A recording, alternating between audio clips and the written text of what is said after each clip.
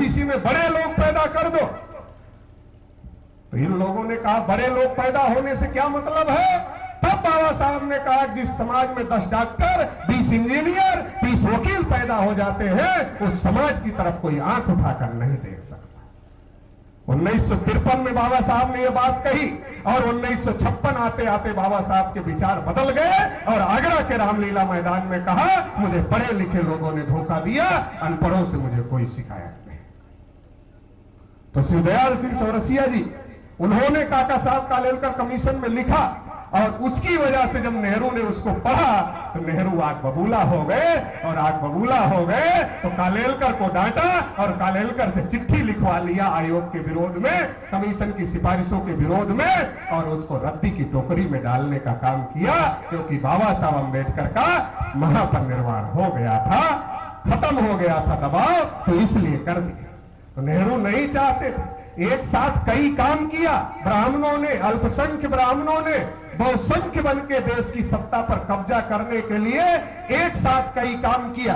लोगों को हिंदू बनाना शुरू किया, ओबीसी की गिनती बंद किया, ओबीसी को 3.5 पे खाते में जमा किया और ओबीसी का अलग कोटा न बने ताकि वो SC ST के साथ ना खड़ा हो, इसे जनरल कोटे में रखो और इसको भड़काते रहो। अरे तुम्हारे बच्चे को नौकरी नहीं मिल रही, क्यों नहीं मिल रही पता है? अरे शेड्यूल कास्ट वाले सब आरक्षण ले रहे, शेड्यूल ट्राइब वाले सब आरक्षण ले रहे, इसीलिए तो तुम्हारे बेटे को नौकरी नहीं मिल रही। लड़ो इसके खिलाफ। लड़ते रहे बहुत दिन तक लोग, एक लंबी लड़ाई चली और लंबी लड़ाई जब चली तो लड़ाई मंडल कमीशन तक आई।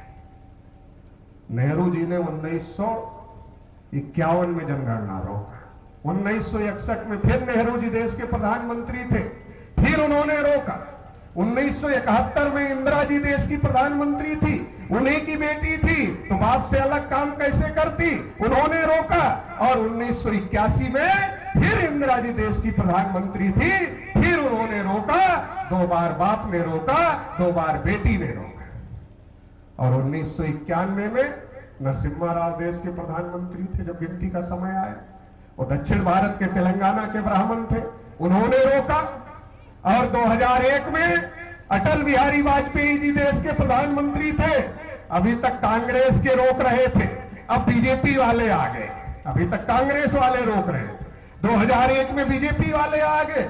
अगर ओबीसी के लोगों को पूछो अटल जी कैसे नेता थे, अरे बड़े अच्छे नेता थे, श्रद्धेय अटल जी, श्रद्धेय अटल जी ओबीसी के लोग कहते बड़े अच्छे नेता थे। अरे अच्छे तो थे, तो तुम्हारी गिनती नहीं किया ये पता है? नहीं, ये तो नहीं पता है। ओबीसी को दुनिया भर की चीज पता है, बस अपने बारे में नहीं पता, उसको दुनिया भर का सारे ब्रह्मांड की चीज पता है। उसको पूछो रूस यूक्रेन युद्ध किसने रोकवा दिया, उसको पता है किसने रोकवा दिया, लेकिन उसकी गिनती किसने रोकवा दिया ये उसको नहीं पता है किसने रोकवा दिया। उसको पूरे ब्रह्मांड की जानकारी है, अपनी जानकारी नहीं। इसीलिए मैं कहता हूं कि ओबीसी की हजारों समस्याएं हैं, मगर उन हजारों समस्याओं में जो सबसे पहले नंबर की समस्या है वो समस्या ये है कि हम अपनी समस्या नहीं जानते। यही हमारी सबसे बड़ी समस्या है। हमारी क्या समस्या है ये